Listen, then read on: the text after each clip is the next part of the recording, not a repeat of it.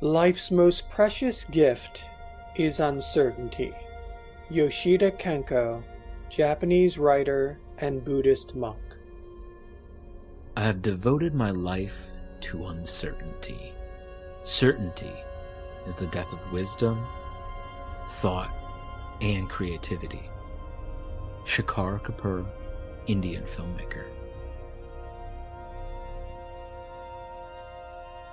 Welcome to Conversations on Healing and Growth. I'm Ben Umstead. And I'm Martin Perkins. We dedicated our last episode to exploring what it means to lead a congruent life, to be genuine. And as well, we looked at what it's like when incongruence, living in a veiled form, rules the world. Today, we wanted to delve into uncertainty. We can say that there is the uncertainty that exists within the realm of mathematics and statistics, right? And then there is a very different kind of uncertainty, human uncertainty. Dennis Lindley, a statistician himself, offers the inquiry this way in saying that uncertainty is a personal matter. It is not the uncertainty, but your uncertainty. So I think he's providing an insight here. However, it may not offer the whole picture that we want to explore because it excludes that which arises through interconnection in our world, right?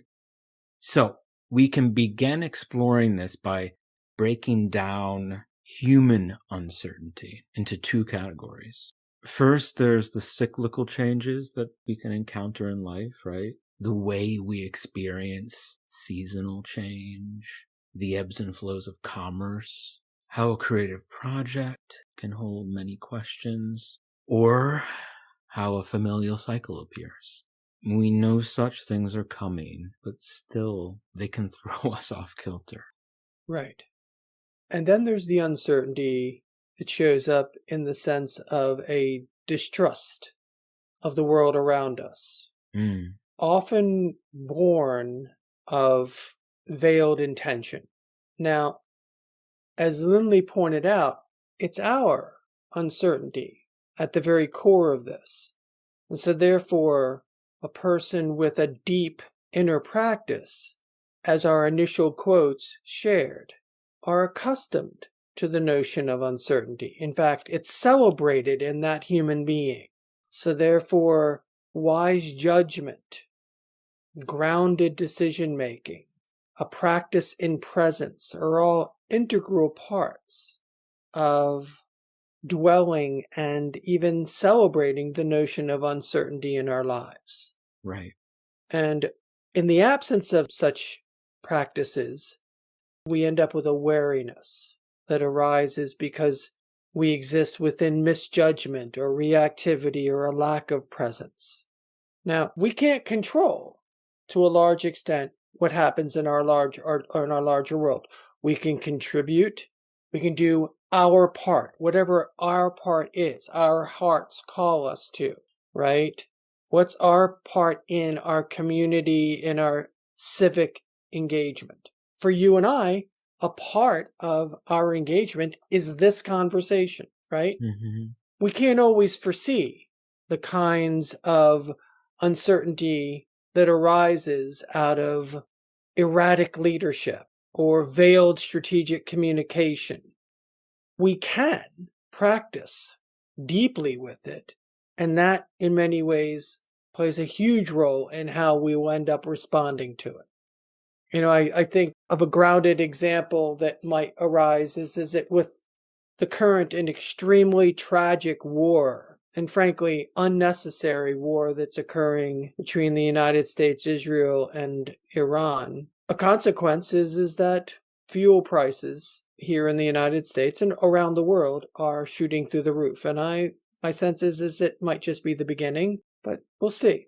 So fuel that only a couple months ago, I think at one point I paid $2.60, $2.50 something cents. It's now a full dollar more and heading upward. And in some places in the country, it's already approaching $4. So the trip that I might have taken to visit a friend or a family member an hour, a few hours away, now means a much more expensive journey. And so I visit them as often, right? And if we have a family member who's 2, 3, 4 hours away from us, might we still make those same trips, those same journeys, right? And not just by car, by train, by airplane, because fuel costs are going to have an enormous impact on air travel. So the interconnected nature of the world begins to radically change. Yes, that touches upon essentially what I would describe as the extraordinary core of all of this. And it's something that we've talked about on the podcast since the beginning. The connection and disconnection, the way that it appears in many forms. Here they are again in what you're describing. And there's this ever widening circle of impact where we feel very distinctly a perspective shift, feeling shift, the experience shift, based off of whether or not we can even make the connection, right? To go see that family member, to go see that friend. And it's so foundational, it's so vital in this age of Zoom to have that, to be able to step out your door and know that you can be with someone and you can hug them. Because in that time of distrust, of fear, of the unknown, of the uncertainty that we're speaking about at such a wide level, just to be with a loved one is a grounding, powerful thing. So there is this sense of disconnection that's very true. And there's this very foundational sense of connection that so many people are seeking, or so many people feel absent, especially if there isn't an embodied practice and there isn't that rooted connection to self, right? Another way we can talk about this kind of uncertainty and its relationship to veiled communication. It's the uncertainty that arises around what I would call a false framing of information. And an example would be that how our media, how our government, how corporations are now largely measuring our well-being, our financial well-being, not through whether or not we can afford groceries or energy, but rather, is Wall Street doing well? Because Main Street seems to not matter anymore, right? They make a claim to the idea that it does matter. Oh, when they want to get elected, and when an official wants to get elected, Main Street matters. Once they're elected, Wall Street matters, because Wall Street might finance the election, but they need our votes. But once they have our votes, they pay off Wall Street for its and all the other entities that come into being. And so how does this create greater uncertainty? Well, of course it does, because we can't really trust that our sense of well-being, the natural world sense of well-being, the planet itself really doesn't matter. It's only going to matter as to how its resources will be divvied up and who will profit from them. And there's such an uncertainty that arises out of that valuation of human life. This reminds me further, as I delve into this thought process around what really matters and the uncertainty that arises when what truly matters, I would offer, for most human beings is people in their lives having enough, having their needs met, having enough to enjoy the parts of their lives that truly matter, right? Their passions, their interests, their sense of purpose. And it reminds me of when Elon Musk was leading Doge a year ago, and there was this dialogue that he was putting forth that basically said that unless you're working 60-hour weeks, you're dispensable, you're replaceable, or worse yet, you really don't have a lot of value in the world.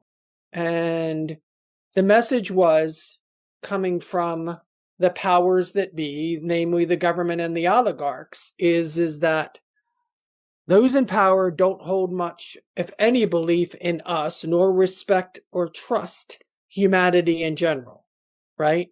And if we ask most people, in most polls that I've read over the last few years, several years, there's a very low level of trust in the government and any of its branches, whether we're talking about the courts, we're talking about the executive branch, the legislative branch. There's virtually no trust in these entities.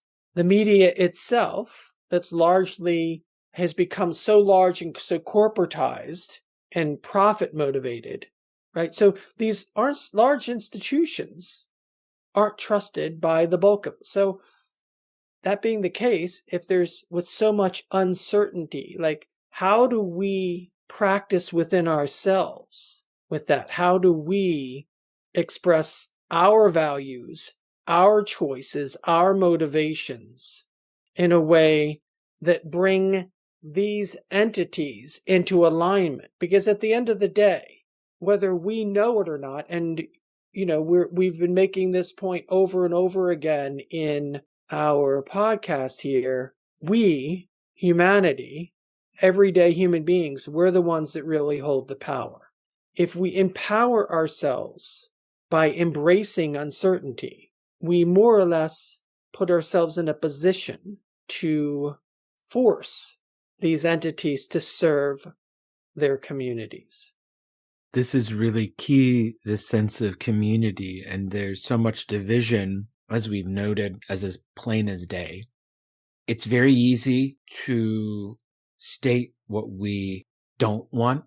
Most folks don't want another foreign war or even a domestic war, and they don't want mass surveillance.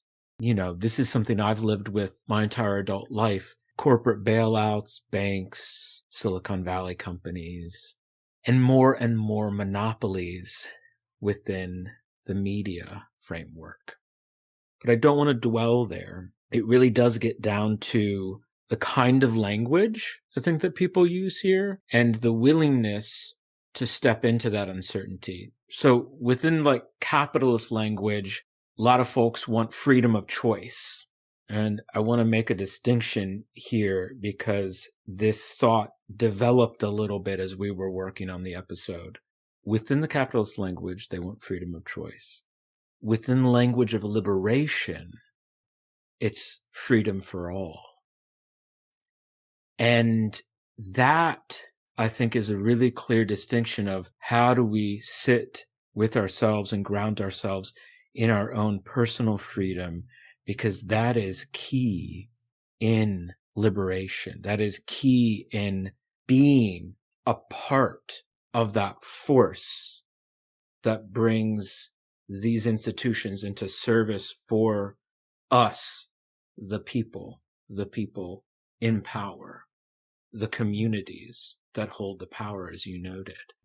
It's very easy for you and I to speak this way and hold this knowledge and hold this conviction within ourselves. It can be a real challenge in the larger world to encounter a healthy discourse of this, right? Yeah. The counter to this notion of freedom, this within this language of liberation, is the individual who will say to you, well, I want to feel safe. Yes. And what am I willing to trade in for my safety? It's more often than not how it's presented to us is that you have a choice. It's either freedom or safety. You can't have both. That's how we're presented this as a kind of paradigm of understanding that's, I would offer, is inherently false, because we're being told something that, well, we need to be able to survey you in order for you to feel safe.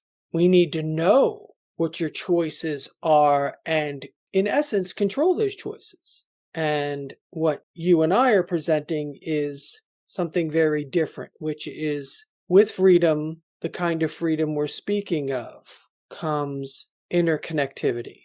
And with that interconnectivity and true community comes the safety we all hunger for.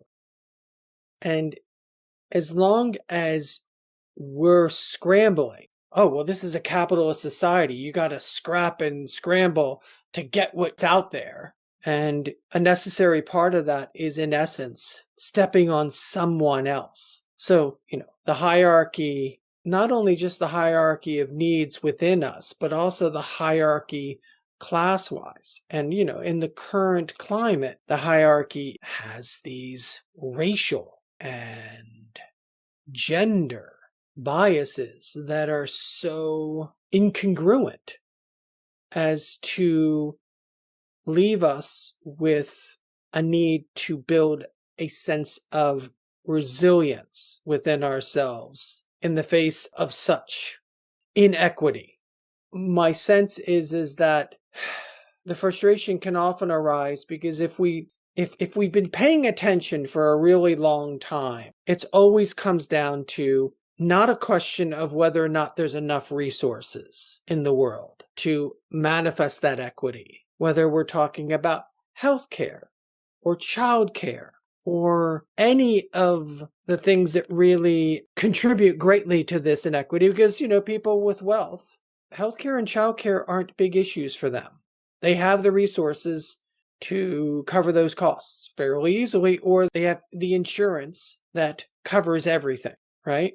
But the funny part about it is we can see that when it's necessary, those things are fully available. As an example, we can go back 1945. For the most part, men are off either working or fighting a world war. America is the engine for one side in that war, right? Its manufacturing capacity is creating a war machine that conquers Europe and the Pacific. While the men were away, who was in the factories? A lot of women. Where were the children? They were in government, fully covered universal childcare facilities. The resources were there at a fairly low cost. In the aftermath of the war, the men are coming back, so they just remove this thing that's actually working just fine. And it's only 25 years later that the economic necessity comes along. By 1970, a significant number of women are beginning to work, right? 25 years later. And there's an evolution of more and more women working all the way through all this, from 45 to 70. So there's no justification to remove this resource. It's needed. There's no reason why the benefit needs to disappear, yet social engineers decide we want to encourage women to be home. The misogyny steps in. Something that already exists is taken out of society. It becomes another uncertainty, all manufactured, because instead of doing that, where does the money go? Well, I can't say, I don't have all that data in front of me, but it's creating unnecessary suffering. So if we look at the root of the word certain, its origins come out of around 1300. I think the word is an old French word meaning reliable, sure, assured. The vulgar Latin word certanus, extended from certus, means determined, resolved, fixed, settled. Certainty, in large measure, over the last 700 to 800 years, has largely been the same. The usage and the meaning of the word has gone really unchanged. Rare, I would offer, right? In the development of language, especially in the last 700 to 800 years, the acceleration of how we use a word, what a word means, where a new word grows. Right. Word usage changes. Certainty has not. Now, if we draw on Wikipedia and we look at the word uncertainty or incertitude, it refers to situations involving imperfect or unknown information. And that's really important to our conversation. Uncertainty or incertitude refers to situations involving imperfect or unknown information. if we're looking at a world where there's increasing amounts of veiled, often strategic decision making, how can there not be such a high degree of uncertainty when, in this age of social media coverage and misinformation, it's really challenging to get a sense of the present so that we can make decisions that make sense for the future? It lies at this deeply flawed way in which our society is operating. I mean, this is another tenet. It kind of all circles back around, but I think another way to express it, I'm reminded here when you talk about imperfect or unknown information, and we talk about the veil, think about the terminology fog of war. This uncertainty in situational awareness in military operations, this, is the way that it's being presented through that lens. But the fog of war, which we are living through right now in terms of acts of war, also resonate out, ripple out into that everyday that you note.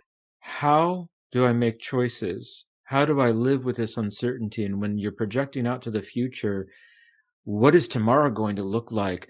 What is the next day? And you just keep layering it. The thickness of that fog emanates, it grows, it billows in this way until it surrounds you and you live within uncertainty because of what you note around misinformation, around social media. Our desire to know stems, I think, back to our desire to be interconnected, to truly be liberated and take care of each other, to trust. To trust. And in the midst of this fog you describe, that when trust in our institutions becomes so degraded, it has an enormous impact on our sense of hope. Our sense of hope of a better world, a sense of hope that truth can prevail. I can't tell you the number of times that in discourse lately, one-to-one, but also in social media, people have very little faith in the notion that truth matters. A friend of mine many, many years ago began to refer to this as a post-truth age. And I want to say I'm offended by it, but the truth is I'm not really offended by it. But I am someone who, at the very core of my being, truth is so integral to my way of making sense of the world, my way of finding a sense of grounding, a sense of ease in myself. And in Language of the Soul, in chapter 12, the chapter on authenticity, I wrote that agendas and strategic thinking are seen as a necessity by many modern human beings, and that I offered the inquiry, well, how far are we willing to allow the means to justify the end? Right? This question lies at the heart of strategic thinking. How far are we willing to take strategic thinking and its manipulative roots in achieving our aims? Whether it be, the expression of greed that we see, the usage of how AI is being used. Oh, well, I don't have time to do these things. It's absolutely necessary that AI do these tasks, right? Without often any measurable way of knowing just the overall impact, the robbery, the theft that's occurred as a result, as well as the environmental consequences. It's a cascading catastrophe, and it's all foundationally set up by strategic, veiled thinking. How can we get to this end? I don't care how we get there. And the willingness to allow truth to be thrown aside in order to get to that end. Right. Lie through our teeth to get there. Lie through our teeth because being truthful really doesn't matter. And yet, in the absence of it, we're dwelling in ever increasing states of uncertainty. And yes, in the conscious human being, it builds a high degree of resilience and strength, right? The person with the highly cultivated practice, we have to do a lot of work in order to find a sense of ease in ourselves. Now, I'm not saying we experience peace, but we experience ease because we're in alignment within ourselves and in our interactions in the world. And at this point in time, that may be what is absolutely necessary in order for us to get through this, because I would offer at this juncture what's needed at the very core of this question. What's needed is not political or social change, but conscious change. In the absence of a raising or a deepening, I would offer not a raising, but a deepening of consciousness, the ability to build trust and hope, and ultimately then some degree of certainty, shared certainty around where the world is going, isn't really possible. In my mind, this podcast is about building a consciousness revolution. My hope is that with each individual who listens to this podcast, there's the hope they're going to deepen their practice with themselves and then share that into the world. And it then is a practice in resiliency, to be active with it, right? Because that deepening of consciousness occurs, that consideration, that discernment, that observation, that time to grieve, that time to mourn, that time to consider an idea and to follow through with it at your own pace, not at the pace of AI or capital or any of these things, not giving yourself away. And so that builds resiliency. I wanted to explore this a little bit more in relation to your so wonderfully phrased consciousness revolution, because that's very much about, in my sense, these are my words, but I do feel like they ring out like a clarion bell, clear. To be genuine in our day to day, that is where it starts. You know, we've turned our greeting in the United States into, "Hi, how are you?" "Fine, how are you?" "Fine." It's an empty greeting. And you and I have talked about this for years, well before the podcast existed. Share yourself, how you are. Be honest when someone asks that. You don't have to turn it into a reactionary thing of, "This is awful, I'm this," or whatever. Take a moment, pause, and respond authentically in a way that's your truth and can touch that other person. It doesn't have to be your whole day. It doesn't have to be everything that's happening in your life. But, you know, you can say, "I kind of feel blown around like the wind outside right now," you know? And that kind of answer often gets, "Yeah, I know what you mean." There's a softening there. There's an ease. And there's a shared experience that's beyond the emptiness of, "Hey, how you doing? I'm good." There's something meaningful was exchanged. The hope and the trust that starts to seed in those seemingly interactions that are often seen not even as interactions anymore, right? Right. One way of looking at the inquiry that you're offering here around building resiliency is, all too often I hear individuals saying, get out in the world and act. Just, you got to get out there and do.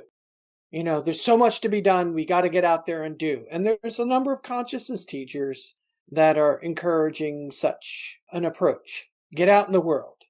My experience is that done without cultivation, done without, number one, a stillness practice, number two, an interactive practice with one's wisdom, with one's soul, you end up with a lot of doing and very little effectiveness because wisdom isn't guiding the process. And there's a presumption, though, that, well, if I just get out there and do, I'll learn from the experience. And my observation is that, no, actually, there's a lot of people running around not learning from their experiences because they're not terribly present. My offer would be, even if you don't have a stillness practice, begin what we're talking about creating here, which is a consciousness revolution in the face of uncertainty. Begin by building into your life pauses. It's very simple. Just every hour, take a pause. Pause when someone asks you a question, even if it's a 3-second pause. Don't look past the question that just got asked of you. How are you? Get in touch. It gives us a sense of grounding in the moment and what matters. And we can reclaim something that's all incredibly crucial to our humanity, which is that we're all inherently connected and we all share something that deeply matters to all of us. It may not necessarily be described in the same ways by everyone, but we all have a language for it in our own way. And at its very core, we could say that in the absence of an ability to trust our world and cultivate a sense of hope, we really can't create any sense of the tools necessary to navigate what will, in large measure, always exist in our lives: uncertainty. Getting back to the quotes from the very beginning, because we're not saying to you, our listeners, that there isn't or won't be uncertainty in some future world. We're wanting to help you cultivate the tools so that you can see the precious gift that is uncertainty, and that in the absence of uncertainty, wisdom, thought, and creativity die. In this podcast, we've been speaking of the cultivation of a set of tools needed to address uncertainty. For the last 10 years, I've been teaching a course specifically designed to address that kind of uncertainty and how to create a life that connects us very deeply with a sense of purpose and a sense of ease within our lives. It's titled Language of the Soul, and if you're interested, come over to my website, martinperkins.com, and check it out. Drop me a message. Let's talk about it. As we wrap up our episode today, take a pause. Hold that as the credits roll, as you sit wherever you are. If you're driving, if you get to your destination, take a pause. Feel how you are. Ground yourself in the moment. And keep doing it. Conversations on Healing and Growth is produced by Ben Umstead and Martin Perkins, with editing and music by Ben Umstead.